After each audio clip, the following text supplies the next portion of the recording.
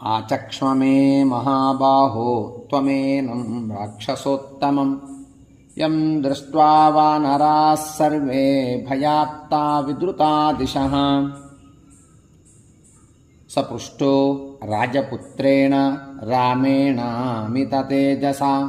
आचचक्षे महातेजा राघवाय विभीषणः।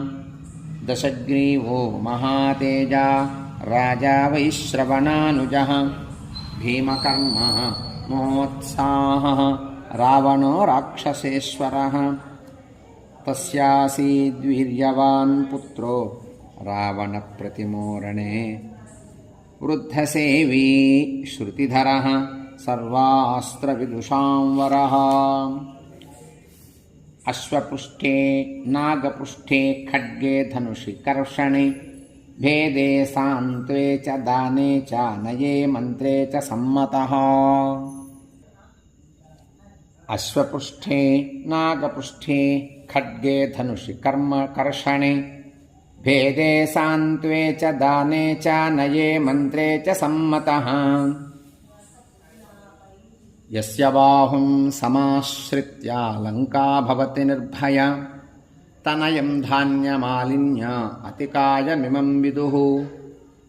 एतेनाराधितो ब्रह्मा तपसा भावितात्मना अस्त्राणि चाप्यवाप्तानि रिपवश्च पराजिताः। सुरासुरैरवध्यत्वं दत्तमस्मै स्वयंभुवा एतश्च कवचं दिव्यं रथश्च रविभास्वरः।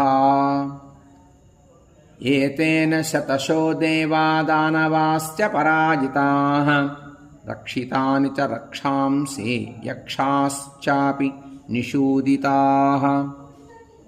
वज्रं विष्टम्भितं येन बाणैरिन्द्रश्च धीमतः पाशः सलिलराजस्य युद्धे प्रतिहतस्तथा।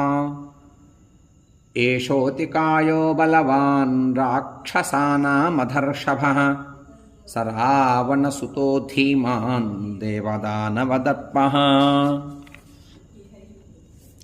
तदस्मिन् क्रियतां यत्नः क्षिप्रं पुरुषपुङ्गव पुरा वानरसैन्यानि क्षयं नयति सायकैः।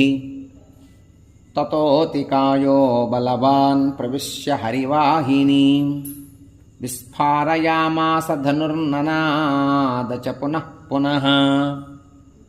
तं भीमवपुषं दृष्ट्वा रथस्थं रथिनां